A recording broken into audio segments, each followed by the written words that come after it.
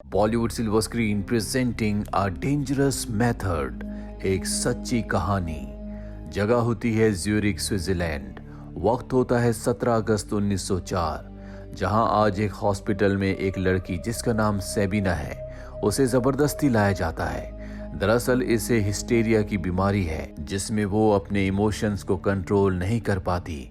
उसे एंजाइटी, गुस्सा, घबराहट, रोना सब कुछ एक साथ हो जाता है। इसीलिए उसे इस हॉस्पिटल में लाया गया है। सेबिना एक रशियन ज्यूस लड़की है, जिसका इलाज यहाँ पर डॉक्टर कार्ल जुंग करेंगे।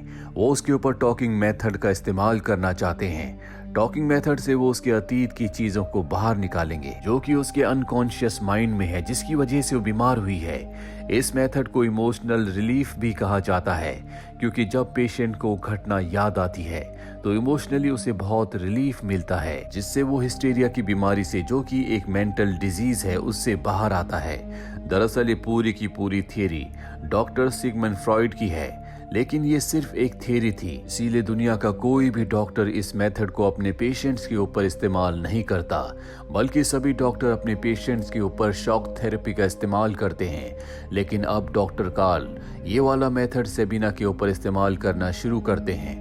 उसके सेशन के दौरान वो उसके पीछे बैठते हैं, ताकि जब वो अपने अतीत की गहराइयों में जाए तो वो उनकी वजह से डिस्ट्रैक्ट ना हो। दरअसल वो जानना चाहते हैं कि उसे हिस्टेरिया क्यों हुआ, क्यों वो इस बीमारी का शिकार हुई, जो कि एक मानसिक रोग है।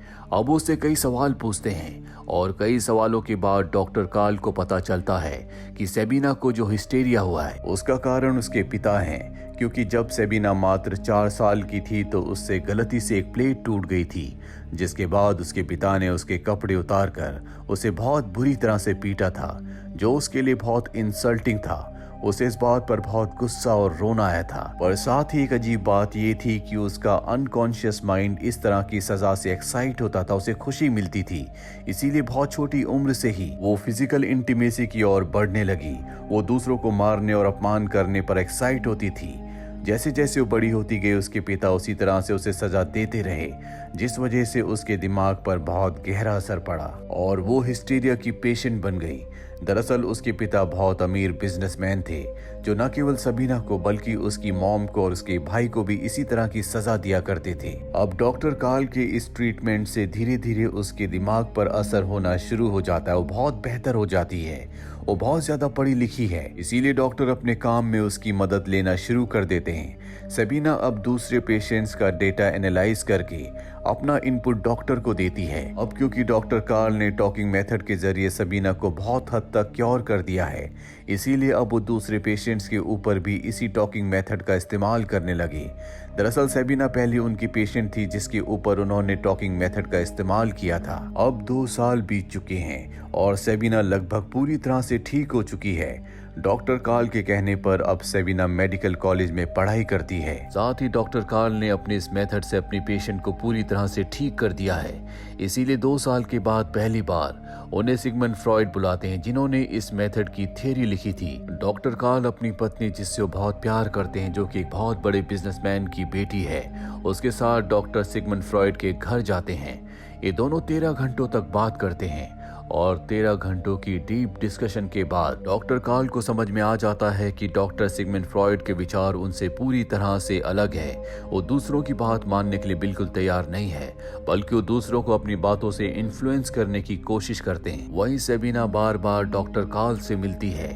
अब वो भी एक साइकाइट्रिस्ट बनना चाहती है, लेकिन बार बार मुलाकातों में उसे पता ही नहीं चलता कि अनकॉन्शियसली वो डॉक्टर कार्ल की तरफ अट्रैक्ट हो रही है। वो अपने दिमाग में बहुत सारी फैंटेसीज उनके साथ इमेजिन करती है। दरअसल उसका कभी किसी के साथ कोई रिलेशन नहीं रहा। उसे पता है कि उसके साथ बचपन में चाइल्ड हुआ था, और अब उसके दिमाग में जो फैंटेसीज थी वो डॉक्टर कार्ल के साथ पूरी करना चाहती थी। अब एक दिन जब ये बेंच पर बैठकर बात कर रहे होते हैं, तभी वो डॉक्टर कार्ल को किस करती है, लेकिन डॉक्टर कार्ल उससे रिस्पॉन्ड नहीं करते, क्योंकि वो अपनी पत्नी को धोखा नहीं देना चाहते। वहीं दूसरी तरफ डॉक्टर सिगमंड फ्रॉइड, जिन्होंने इस मेथड को इजाद किया था, जिन्होंने इसकी थ्योरी लिखी थी, वो एक पेशेंट को डॉक्टर कार्ल के पास भेजते हैं, जो खुद एक डॉक्टर हैं, जिनका नाम ग्रॉस है। ये भी एक साइकाइट्रिस्ट हैं, लेकिन ये फिजिकल इंटीमेसी के आदी हैं। अब जब डॉक्टर ग्रॉस डॉक्टर कार्ल से बात कर रहे होते हैं तो डॉक्टर ग्रॉस उन्हें बताते हैं कि जब भी वो किसी पेशेंट का ट्रीटमेंट करते हैं तो वो उनकी हर एक डिमांड को पूरा कर देते हैं, भले वो पेशेंट की फिजिकल नीड क्यों ना हो। ऐसा करने से पेशेंट उनके साथ ज्यादा फ्री हो जाता है और उसका ट्रीटमेंट करने में आसानी होती है। डॉक्टर कार्ल डॉक्टर ग्रॉस को सबीना के बारे में, उसकी इच्छाओं के बारे में बताते हैं। डॉक्टर ग्रॉस कहते हैं कि तुम्हें उसकी इच्छा को पूरा करना चाहिए और डॉक्टर ग्रॉस की बात मानने के बाद वो सबीना के साथ अफेयर करते हैं। इसके बाद सबीना के दिल में जो भी इच्छाएं होती है वो डॉक्टर कार्ल के साथ पूरा करती है। जिस तरह से बचपन में उसके पिता उसे सजा दिया करते थे, भले ही वो आज हिस्टेरिया से पूरी तरह से ठीक हो चुकी है, लेकिन आज भी बचपन में जिस तरह से उसके पिता उसे सजा दिया करते थे उसी तरह के एक्शंस उसे एक्साइट करते हैं और डॉक्टर कार्ल उसकी इस इच्छा को पूरा भी करते हैं। लेकिन अब वो डॉक्टर सिगमंड फ्रॉइड के पास जाते हैं, उससे सबीना के केस को डिस्कस करते हैं। डॉक्टर सिगमंड फ्रॉइड कहते हैं कि वो एक निम्फोमैनिक है जिसके अंदर बहुत ज्यादा काम वासना होती है, जो काम वासना की इच्छाओं को पूरा करने के लिए किसी भी हद तक जा सकता है। पर यहाँ पर डॉक्टर कार्ल अपने और सबीना के अफेयर को छुपाते हैं। दरअसल डॉक्टर सिगमंड फ्रॉइड की बहुत सारी ऐसी थियरीज थी जो कंट्रोवर्शियल थी। उनका मानना ये था कि बहुत छोटे बच्चों के अंदर भी इस तरह की डिजायर्स आती हैं जो किसी न किसी तरह से उन्हें पूरा करते हैं। उनका ये भी मानना था कि लड़कियां अपने पिता से क्लोज इसलिए होती हैं क्योंकि उनके दिमाग में इसी तरह की डिजायर्स होती हैं, इसीलिए उनकी बहुत सारी थियरीज कंट्रोवर्शियल थी। वहीं दूसरी तरफ डॉक्टर कार्ल बहुत सारे अलग सेक्टर्स पर काम करना चाहते थे, जैसे कि पैरासाइकोलॉजी, टेलीपैथी, पर डॉक्टर फ्रॉइड उन्हें मना कर देते हैं। तो बात डॉक्टर कार्ल को बिल्कुल अच्छी नहीं लगती। इसी तरह से वक्त बीतता चला जाता है। एक दिन doctor Sigmund Freud doctor Carl से कहते हैं कि मुझे लगता है कि तुम्हारा अपनी पेशेंट के साथ अफेयर है, लेकिन वो साफ साफ मना कर देते हैं। दरअसल वो नहीं चाहते कि उनके और सबीना के अफेयर के बारे में किसी को भी पता चले। डॉक्टर सिगमंड फ्रॉइड कहते हैं कि कोई अनजान लड़की मुझे लेटर्स लिखती है जिसमें वो लिखती है कि उसका तुम्हारे साथ अफेयर चल रहा है। इसके बाद डॉक्टर कार्ल सबीना के पास जाते हैं और उससे ब्रेकअप कर लेते हैं, जिसके बाद एक बार फिर से वो मेंटली वीक होना शुरू हो जाती है। उसे अपनी मेडिकल की पढ़ाई कंप्लीट करने के लिए किसी की मदद चाहिए, इसीलिए वो डॉक्टर सिगमंड फ्रॉइड को लेटर लिखती है जिसमें वो अपने और डॉक्टर कार्ल के अफेयर के बारे में भी लिख देती है। इसके बाद डॉक्टर सिगमंड फ्रॉइड कार्ल से इस बारे में दोबारा कंफर्म करते हैं, पर डॉक्टर कार्ल एक बार फिर से मना कर देते हैं। वो कहते हैं कि वो सिर्फ मेरी पेशेंट थी और उससे ज्यादा कुछ भी नहीं। इसके बाद डॉक्टर सिगमंड फ्रॉइड सबीना को लेटर लिखते हैं और उसे अपना अपॉइंटमेंट नहीं देते। साथ ही डॉक्टर कार्ल को बदनाम करने के लिए लेटर में उसके लिए बहुत हार्श वर्ड्स भी लिखते हैं। ये सुनकर सबीना को बहुत बुरा लगता है और वो डॉक्टर कार्ल से मिलने के लिए जाती है और उन्हें कहती है कि तुम्हें मेरे बारे में और अपने बारे में डॉक्टर सिगमंड फ्रॉइड को बताना होगा। मुझे अपनी पढ़ाई में उनकी मदद चाहिए। अगर मैं चाहती तो तुम्हें बदनाम कर सकती थी, लेकिन मैंने ऐसा नहीं किया। दरअसल इनडायरेक्टली वो उन्हें एक धमकी दे रही होती है और डॉक्टर कार्ल उससे डरकर डॉक्टर सिगमंड फ्रॉइड को लेटर लिखते हैं और सब कुछ सच बता देते हैं। जिसके बाद डॉक्टर सिगमंड फ्रॉइड कहते हैं कि तुम्हें अपने अफेयर को बंद करना होगा। साथ ही वो सबीना को अपॉइंटमेंट भी दे देते हैं। अब इस लेटर की बात डॉक्टर कार्ल की पत्नी को भी पता चल जाती है। इसी तरह से कुछ और साल बीत जाते हैं और अब एक दिन डॉक्टर फ्रॉइड और उसके साथ डॉक्टर कार्ल दोनों के दोनों अपनी टीम को लेकर अमेरिका जाते हैं ताकि दुनिया को इस साइको एनालिसिस के बारे में बताया जा सके। और जब कॉन्फ्रेंस हो रही होती है तो डॉक्टर कार्ल और डॉक्टर साइमन फ्रॉइड के बीच में बहुत सारे आर्ग्यूमेंट्स होते हैं, क्योंकि हर एक पॉइंट पे दोनों अलग अलग तरह से सोचते थे और यहाँ पर सब इन्हें एक दूसरे का राइवल मानना शुरू कर देते हैं। यहाँ से इन दोनों के रास्ते भी अलग हो जाते हैं। दरअसल डॉक्टर कार्ल सिर्फ अपने पेशेंट का इलाज नहीं करना चाहते थे, बल्कि वो उन्हें सोचने की फ्रीडम भी देना चाहते थे ताकि वो अपने फ्यूचर में कुछ भी अच्छा कर सके, जिस तरह से उन्होंने सबीना के केस में किया था। आज वो एक डॉक्टर, एक साइकाइट्रिस्ट बन चुकी है, जबकि डॉक्टर सिगमंड फ्रॉइड पूरी तरह से अलग सोचते हैं। वो इस बीमारी के इलाज को और भी डेवलप करना चाहते हैं। पेशेंट के ठीक होने के बाद उन्हें उससे कोई मतलब नहीं होता। और अब क्योंकि डॉक्टर सिगमंड फ्रॉइड और डॉक्टर कार्ल के बीच में कोई बातचीत नहीं होती है, डिस्कशन नहीं करते, जिस वजह से डॉक्टर कार्ल का मानसिक संतुलन थोड़ा सा कमजोर हो जाता है और वो एक बार फिर से सबीना के साथ अपना अफेयर शुरू कर देते हैं। पर अब सबीना ने फैसला कर लिया है कि वो वियना शिफ्ट हो जाएगी,